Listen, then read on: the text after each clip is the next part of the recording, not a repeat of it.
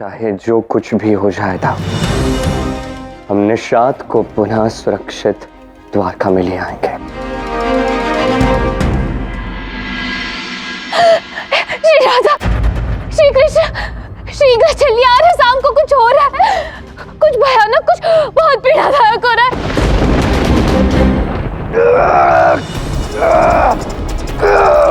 आर्य साम, आर्य साम, आर्य साम, आर्य साम, साम, साम क्या हो रहा है? उधर में अत्यंत ही पीड़ा हो रही है, जो कि अत्यंत ही असहनीय है। इससे तो अच्छा होगा कि मैं मृत्यु को प्राप्त हो जाऊं। आर्य साम, ऐसा मत कहिए। कुछ तो बताओ कि शाम को हुआ क्या है? तुम भी तो इतने बड़े वैद्य हो ना।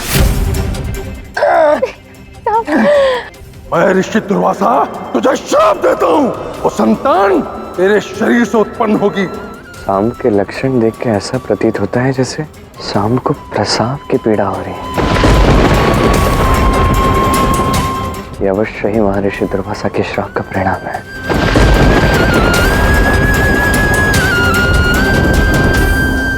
कृष्ण, ये क्या कह रहे हो? सांप सत्य में संतान को जन्म देगा? श्राप का वहन करना है तो क्या असंभव है? अब अपने दुष्कर्म का फल तो भोगना ही होगा। अरे साहब, इससे अनुचित तो क्या हो सकता है संसार में? एक युवराज को कन्या बनाकर रख दिया गया, उसे प्रथम पीड़ा में डाल दिया गया है। स्वयं से घृणा आती है मुझे, खुद को नहीं देख पाता हूँ मैं। और जब लगा कि सब ठीक होने वाला है, तो इस प्रसव पीड़ा का आरंभ हो गया। किंतु अब नहीं, इससे अधिक मानो नहीं सह सकता हूँ मैं किसी को भी अपना मुख नहीं दिखाऊंगा, किसी को भी नहीं। अरे साहब,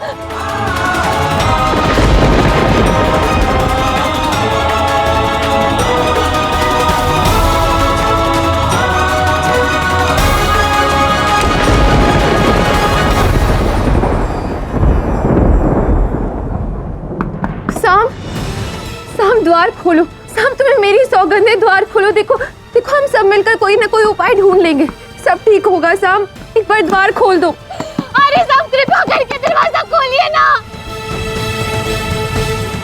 चले जाओ सब लोग यहाँ से, चले जाओ।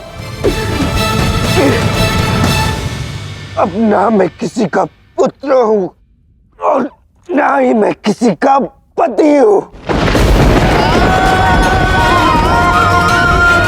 मैं तब तक इस कक्ष से बाहर नहीं निकलूंगा जब तक कि मैं पुनः इस द्वारका का युवराज शाम ना बन जाऊं। और यदि ऐसा ना हुआ तो मेरी मृत्यु ही उचित है।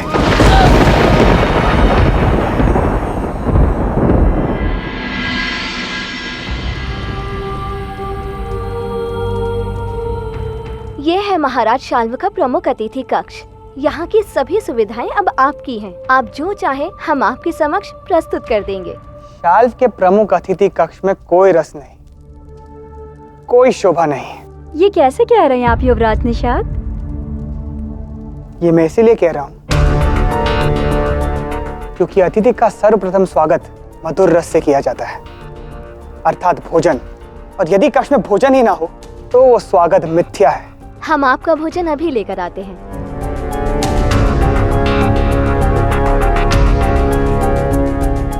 ये शाल्व का मंतव्य क्या है?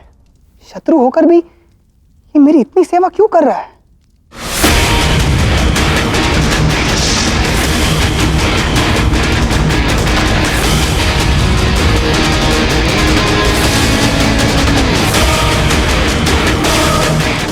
ये कर क्या रहे हैं आप शुक्राचार्य? युवराज निषाद के हृदय में विष भरने का प्रबंध कर रहा हूं। कान्हा, आज प्रथम बार मुझे शाम पर दया आ रही है। क्या इसकी इस स्थिति के लिए हम कुछ कर नहीं सकते? हम में से कोई कुछ नहीं कर सकता। आर्य साहब! राधा, लक्ष्मणा, रुक जा। सांब को पीड़ा सहने दो। जो पीड़ा उसे हो रही है, जब तक पूर्ण रूप से उसे नहीं सहेगा, इस पीड़ा से वो मुक्त नहीं होगा। अब दोनों से विनती करता, इस प्रक्रिया में बाधा मत बनिए। उसे अपने कर्म का फल भोगने दीजिए, अकेला छोड़ दीजिए उसे। श्री कृष्ण, आप ऐसा कैसे कह सकते हैं? बस वही कह रहा हूं जो सत्य है। कर्म का बीज बोने से पहले सतर्क रहना होता है। जब वो बीज वृक्ष बन जाए तो कुछ भी करके लाभ नहीं।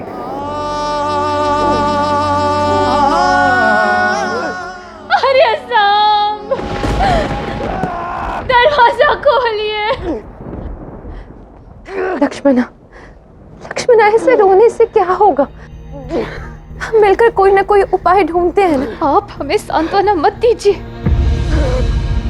जाकर श्री कृष्ण से पूछिए, पूछिए उन्हें किसने अधिकार दिया अपने पुत्र के प्रति ऐसी असहाय बातें करने का।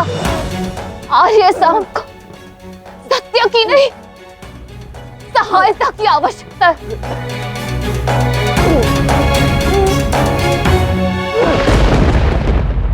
निषाद, तुम्हें यहाँ कोई कष्ट तो नहीं?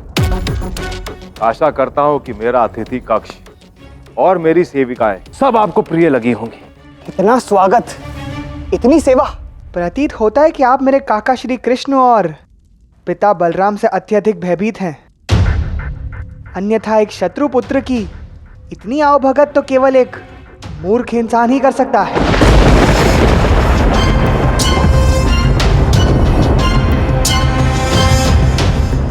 हमें कोई भय नहीं है तुम्हारे पिता का, और ना ही तुम्हारे पिता हमारे शत्रु हैं।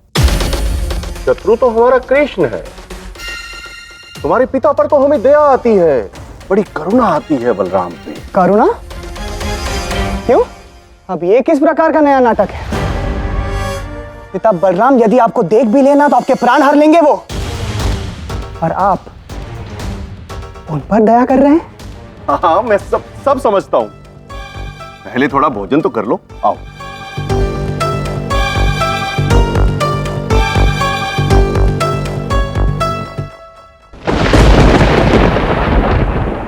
बस एक कौर खा लो निषाद।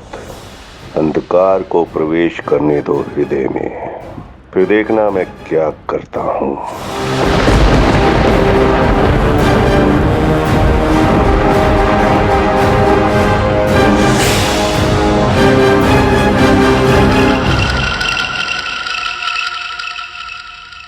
कृष्ण, ऐसा क्यों कहा तुमने लक्ष्मणा से? इतना हृदय भेदी सत्य कह दिया उन्हें। क्या अपने पुत्र को देखकर, उसकी पीड़ा को देखकर तनिक भी पीड़ा नहीं होती तुम्हें?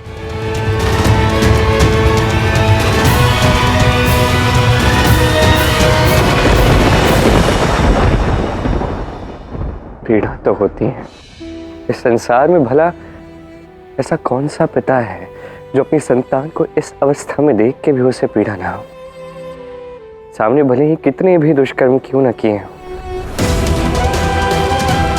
मैं तो उससे प्रेम करता हूं ना। बड़ी तपस्या से, महादेव के वर से प्राप्त किया उसे। बड़ा प्रेम करता हूं मैं उसे, किंतु सत्य से भाग ही नहीं सकता रहा था। संसार में जो भी कन्या हर साल की पीड़ा को सहती हैं, जब तक संतान जन्म नहीं होता इस पीड़ा से वो मुक्त नहीं होते। यही सांब का श्राप है, यही उसका कर्म फल है। इस संसार में पीड़ा कितनी भी क्यों ना बढ़ जाए, सत्य से ऊपर नहीं है राधा। और मैं सत्य को स्वीकार करता हूं। सत्य यही है कि कृष्ण होकर भी मैं अपनी संतान को पीड़ा से मुक्त नहीं कर सकता। कृष्ण होकर भी चाहे जो कुछ भी कर लूं, अपनी संतान को उचित मार्ग पे मैं ला ही नहीं सकता। कर्म और फल का नियम ही कुछ ऐसा है। हम चाहे जो कुछ भी कर ले, जिसने जो कर्म किया है उसे उसका फल मिलकर रहता है राधा। और आज यही हो रहा है, यही हो रहा है कृष्ण के पुत्र के साथ। और मैं कुछ भी नहीं कर सकता।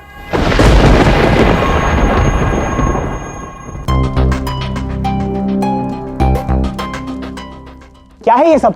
ये महाराजाओं का मनोरंजन है। मैं मदिरा पान नहीं करता। हाँ हाँ मुझे ज्ञात है, पर किसने कहा ये मदिरा है?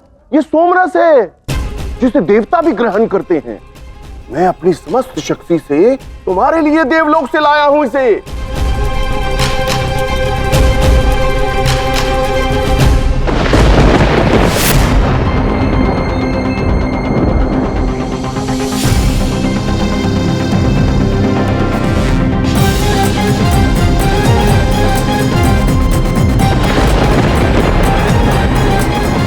शुक्राचार्य, लगता है आपकी भोजन में मिलाया हुआ विष काम कर रहा है। शाल्व, किसी कुल का अंत करना हो तो उसके वर्तमान वंश को बिगाड़ दो।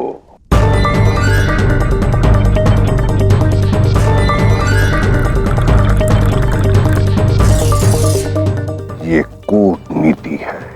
कुल दीपक ही कुल को भस्म कर देता है।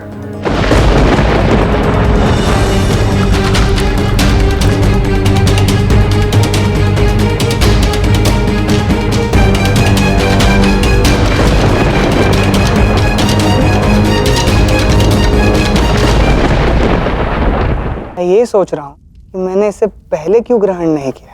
कृष्ण के कारण। वही कृष्ण जो एकांत में संसार के सारे आनंद भोग लेता है, पर अपने कुल को, अपने भाई को पैरों के नीचे रखता है। आपका साहस कैसे हुआ श्री कृष्ण के विषय में ऐसी घृणित बातें बोलने का? श्री कृष्ण और बलराम का भ्रातृत्व सर्वश्रेष्ठ है। कैसा भ्रातृत्व है ये कि संसार में द्वारिका केवल कृष्ण की ही लगती है। बड़ा बलराम है पर द्वारिकाधीश कृष्ण है। महाभारत में कृष्ण के कर्म की प्रशंसा की जाती है, पर उसी समय बलराम ने द्वारिका की रक्षा की, उसे संभाला। उसके विषय में किसी ने कुछ नहीं कहा।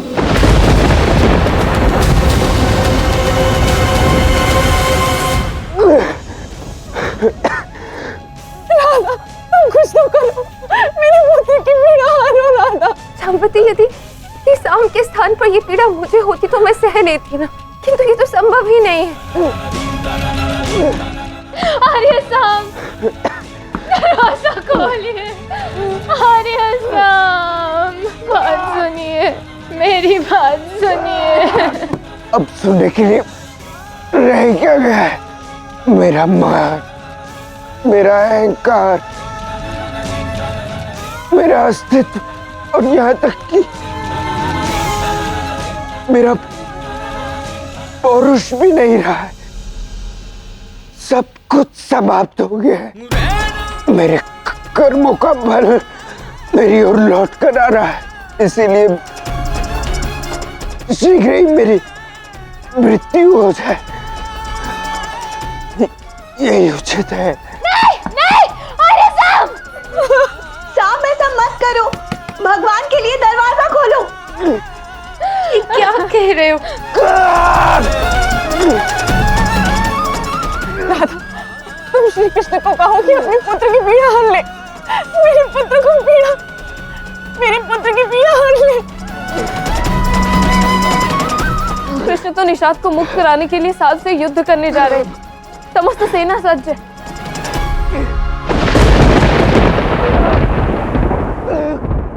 सारा संसार जानता है कि बड़ा भ्राता पिता के समान होता है, पर तुम ही बताओ, कृष्ण ने ऐसा कौन सा कार्य किया है जिससे बलराम का सम्मान बढ़े? बलराम का केवल अपना मान बढ़ाने हेतु प्रयोग किया है उसने। हमेशा उसे अपने अंगूठे के नीचे रखा है। नहीं, असत्य है ये, असंभव है। नहीं। जब अभी मैंने कृष्ण पे अर्थात द्वारिका पे आक्रमण किया तो द्वारिका को किसने बचाया? किसने अपने प्राण दांव पे लगाए? बलराम ने। और वो भगोड़ा रणछोड़ कृष्ण, वो तो भाग ही गया, किंतु अकेला नहीं भागा, साथ में राधा को भी लेके भाग गया। ताकि वन में भी उसका आनंद बना रहे। जहां बलराम मुझसे और मेरी समस्त सेना से अकेला लड़ता रहा, और वहां कृष्ण वन में राधा के संग रास लीला रचा रहा था। आज हमने तुम्हें बंदी बनाया है। जानते हो तुम्हें बचाने कौन आएगा? बलराम, क्योंकि कृष्ण तो अपनी माया में मग्न है। कृष्ण बलराम को भेजेगा मेरी सेना से लड़ने के लिए। झूठ है ये सब। काका श्री आएंगे मुझे बचाने के लिए। वो मेरे पिता समान है। क्योंकि जैसे ही काका श्री को पता चला होगा कि मुझे बंदी बना लिया गया है, वो तुरंत ही मुझे बचाने के लिए निकल गए होंगे। तो हम चुनौती रखते हैं निषाद, यदि कृष्ण यहां आए तो तुम जीते, और यदि कृष्ण यहां नहीं आए तो शुक्राचार्य जी जीते। और उसके बाद हम जो कहेंगे युवराज निषाद को मानना होगा।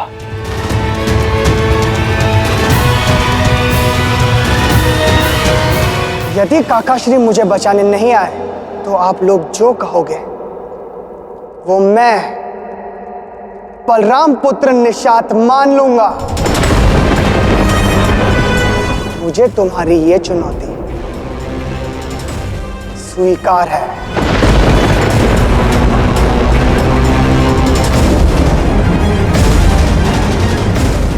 अब तो कुल दीपक ही कुल को भस्म करेगा।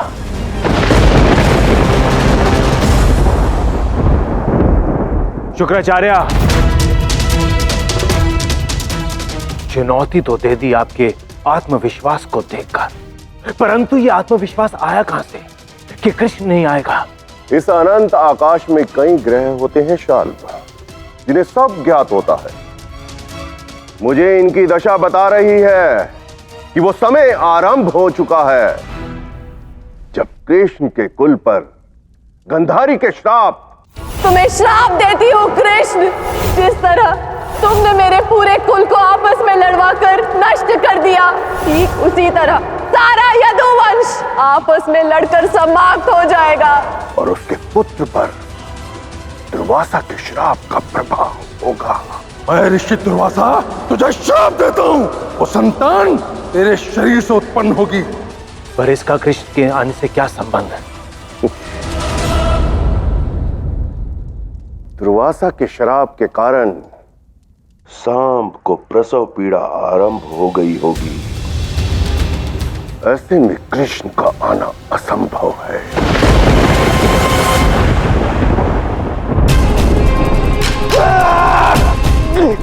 यहाँ सांब की प्रसव पीड़ा अपने चरम पर है। इस समय तुम्हारा जाना उचित नहीं है कान्हा। क्या हुआ दाऊ? कान्हा तो युद्ध के लिए प्रस्थान कर चुका है राधा। तो दाऊ आप तो उसे रोकने वाले थे ना? मैं केवल वही करना चाह रहा था राधा जो उचित है।